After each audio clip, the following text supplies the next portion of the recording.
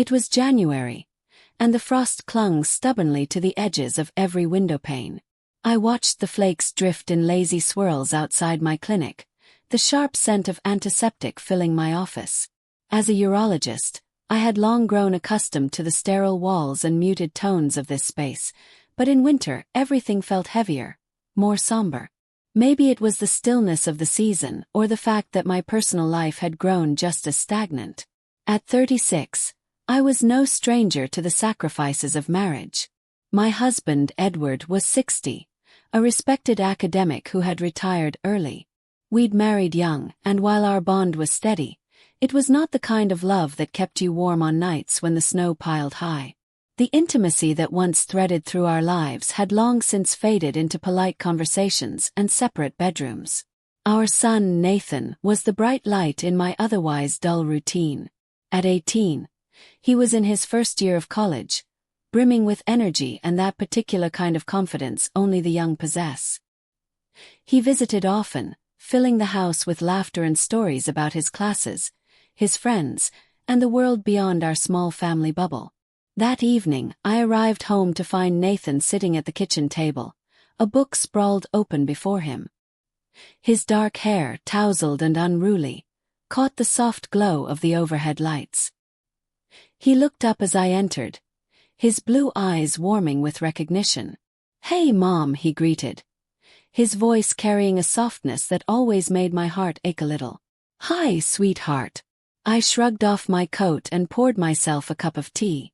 "How was your day?"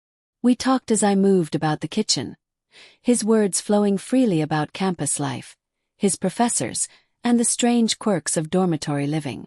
I found myself laughing more than I had in weeks, savoring the joy he brought into the room. But as the conversation ebbed, I noticed something. His gaze lingering on me a fraction longer than it should. It wasn't the first time I'd caught it. Over the past few months, there had been fleeting moments when I'd feel his eyes on me, studying me in a way that made my pulse quicken and my thoughts scatter. I dismissed it each time, chalking it up to my own imagination. That night, as I climbed into bed, I couldn't shake the image of his face, the way his expression softened when he spoke to me. I buried the thought as quickly as it surfaced, willing myself to focus on the mundane. But the quiet of the house, coupled with the chill that seeped through the walls, left my mind restless. The next morning, the world outside was buried under a fresh blanket of snow. Nathan suggested we take a walk, a tradition from his childhood that we hadn't indulged in for years. Bundled in scarves and coats, we set off through the wooded trail behind our home. The woods were serene, the only sounds the crunch of snow beneath our boots and the occasional rustle of wind through bare branches. Nathan walked close beside me, his presence a comforting warmth against the biting cold. "Do you remember when Dad used to bring us out here?" he asked suddenly, his breath visible in the frosty air. I nodded, a small smile tugging at my lips. He always insisted on leading, even though he'd get us lost half the time. Nathan laughed, the sound echoing softly through the trees. "I think he just wanted to seem adventurous." We stopped at a clearing, the view of the frozen creek stretching before us. Nathan spread a blanket he'd brought along, and we sat together, sipping from the thermos of cocoa he'd thoughtfully packed. "You're always so prepared," I teased, nudging him lightly with my shoulder. He shrugged, grinning. "Someone has to be. Can't have you freezing out here." There was again that look. Warm, lingering, and tinged with something I couldn't quite name. My chest tightened, and I turned away, focusing on the delicate patterns of frost on a nearby branch.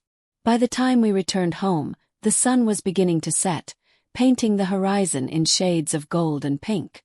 Nathan held the door open for me, his hand brushing against mine as I passed. The touch was brief, but it sent an inexplicable warmth coursing through me. As we settled into the living room, I found myself studying him in the soft glow of the fireplace. He wasn't a boy anymore. His features, once round and youthful, had sharpened with maturity. There was a quiet confidence about him that made my heart ache with pride and something else I didn't want to name. "Thanks for today, Mom," he said, his voice low. I know things haven't been easy lately. I smiled, reaching out to touch his hand.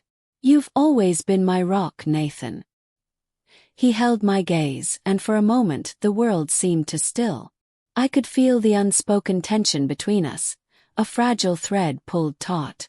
It frightened me as much as it intrigued me. Later that night, as I lay in bed, my thoughts were a whirlwind of confusion. I couldn't deny the shift in our relationship, the way it had deepened and blurred lines I never thought would waver. But for now, I told myself, it was just the lingering effects of a long day and the quiet intimacy of winter. What I couldn't ignore, however, was the sense that this was only the beginning. The sunlight filtered through the curtains, pale and cold, as I stirred awake to the sound of hesitant knocking. Nathan's voice followed, soft but laced with discomfort. "Mom." I sat up, my heart instinctively tightening at the sound of his unease. "Come in, sweetheart." He stepped into the room, his face flushed, a sheen of sweat clinging to his forehead despite the chill in the house.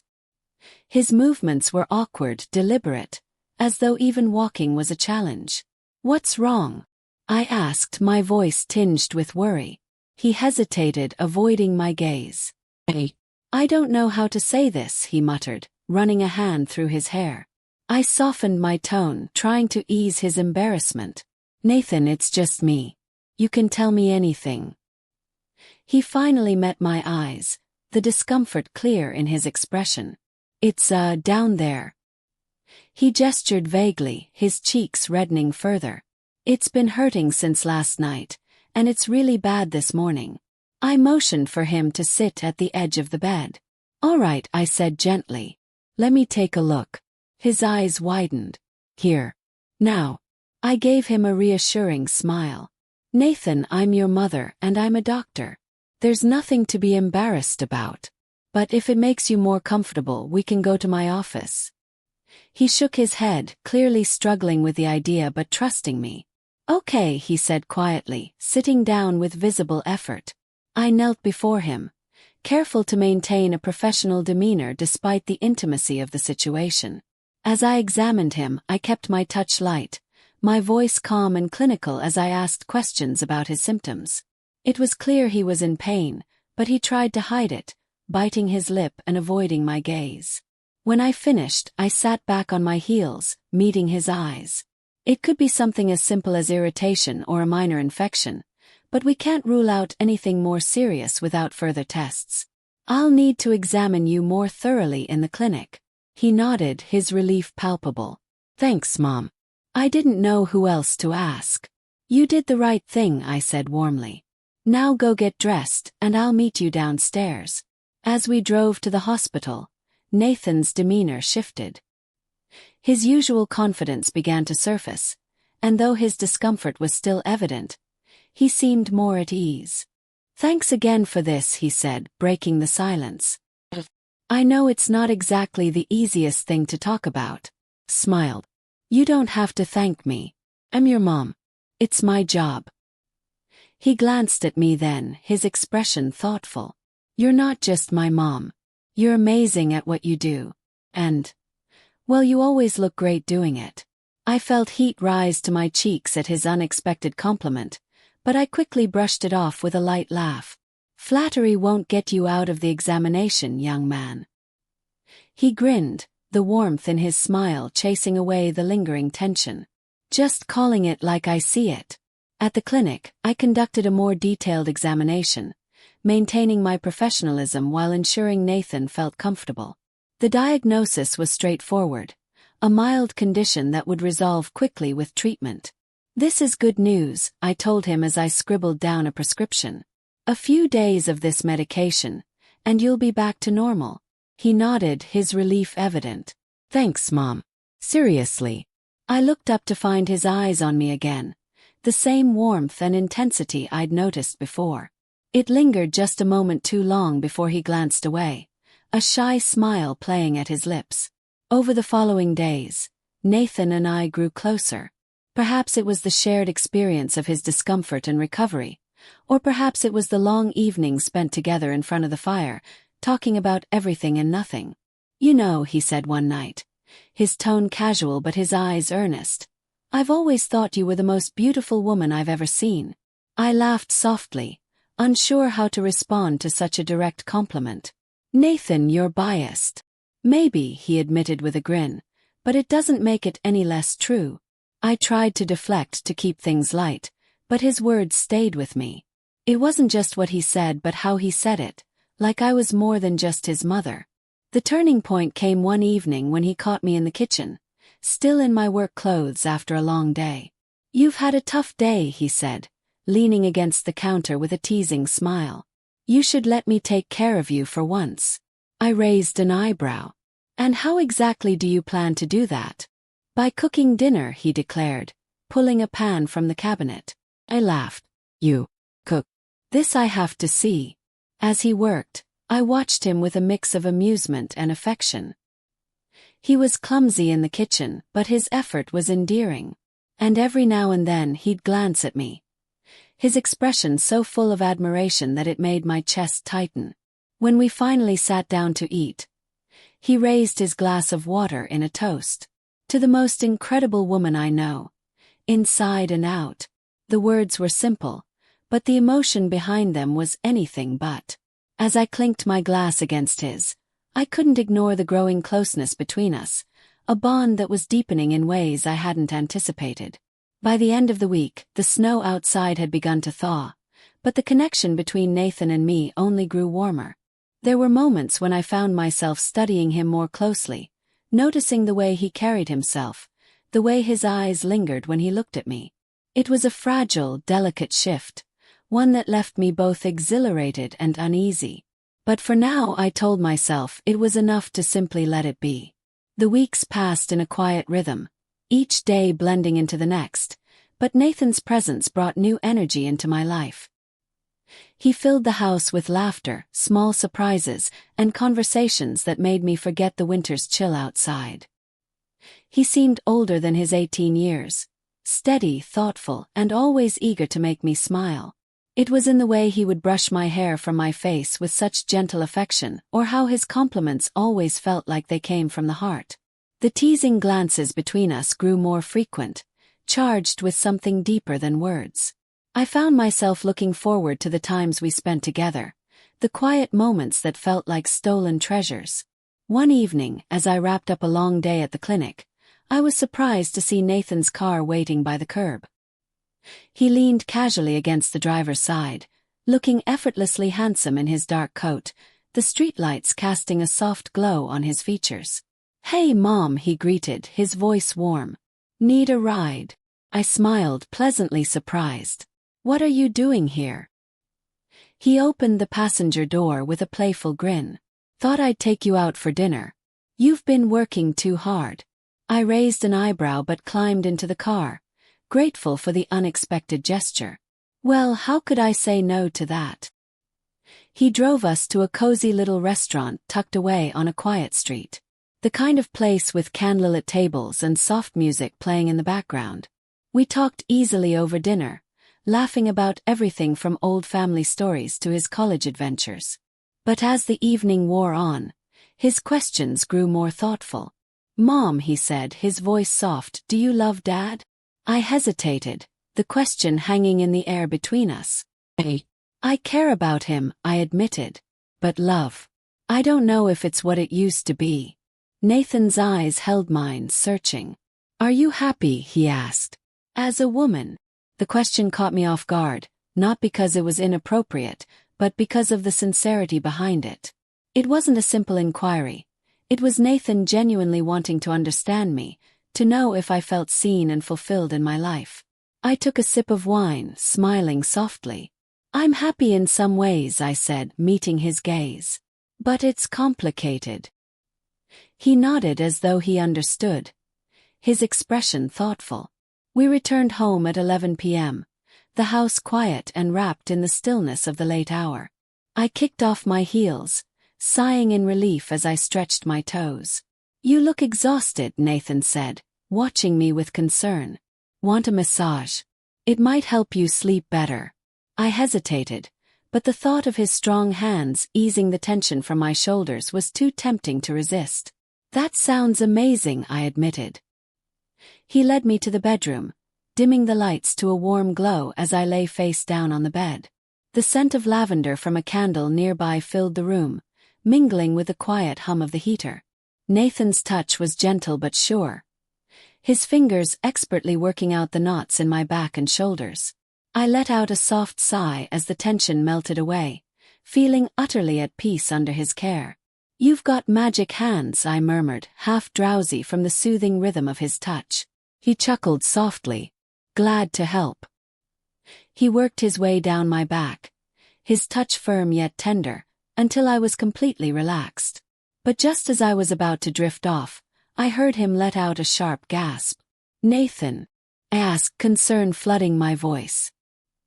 He had pulled back, clutching his hands between his legs, his face twisted in pain. "It's back," he muttered, grimacing. "The pain." I sat up immediately, my professional instincts kicking in. "Lie down," I said gently. "Let me take a look." He obeyed, lying back on the bed as I examined him with careful hands. It was clear that the same discomfort had returned, though perhaps more acute than before. "It's nothing serious," I assured him. "But I think a medical massage might help alleviate the tension." He nodded, his eyes meeting mine with trust. "Okay," he said quietly. I began the massage, my hands moving carefully and expertly over the affected areas. I kept my touch light, focused on his comfort, but I couldn't ignore the way he watched me with quiet admiration. "You're incredible, you know that," he said softly. I smiled, trying to keep the moment professional, but my heart fluttered at his words. "Just doing my job," I replied lightly. "No," he insisted, his gaze unwavering. "You're more than that." The room fell into a comfortable silence, broken only by the soft sound of my hands working across his skin and the steady rhythm of our breathing. When I finished, I sat back, watching him with a mix of affection and concern. "How do you feel now?" "Yes. Better," he said, his voice barely above a whisper. "Thanks, Mom." "Always," I replied, brushing a strand of hair from his forehead. For a moment we simply looked at each other, the connection between us deep and unspoken.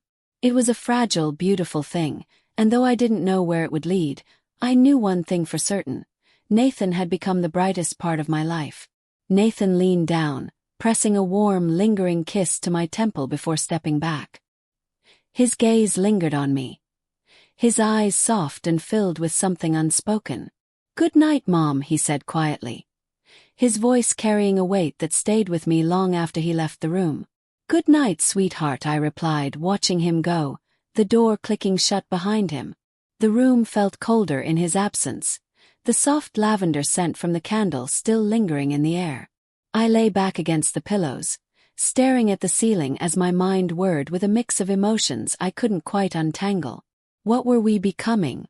The closeness between us had grown undeniably comforting, but it also left me unsettled. There was a warmth in his presence, an attentiveness that filled a void I hadn't realized had grown so vast. Yet, the very intensity of that connection left me questioning everything. Our roles, the boundaries I had long assumed were unshakable. The soft light of morning broke through the curtains, coaxing me awake. I stretched lazily, the tension of the previous night still faintly clinging to my thoughts. As I turned over, my eyes fell on the bedside table, and my breath caught. A bouquet of flowers sat there, vibrant and delicate, their petals a mix of soft pinks and whites. Next to them lay a small handwritten note in Nathan's familiar scrawl. "Thank you for the treatment. I liked it." A warmth spread through me, easing the remnants of unease that had lingered in my chest. I picked up the note, tracing the letters with my fingertips. His gesture was simple but so thoughtful, and it filled me with a quiet joy I hadn't felt in years.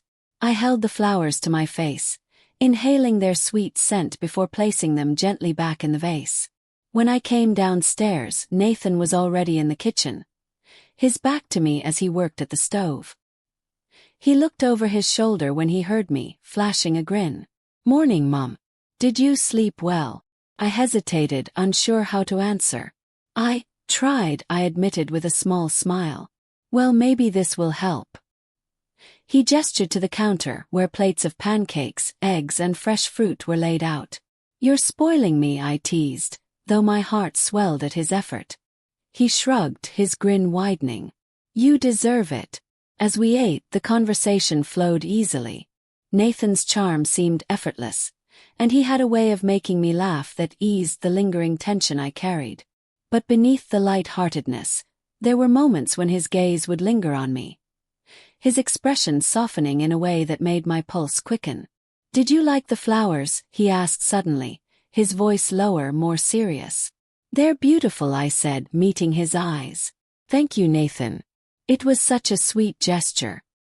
His lips curved into a warm smile. "Good.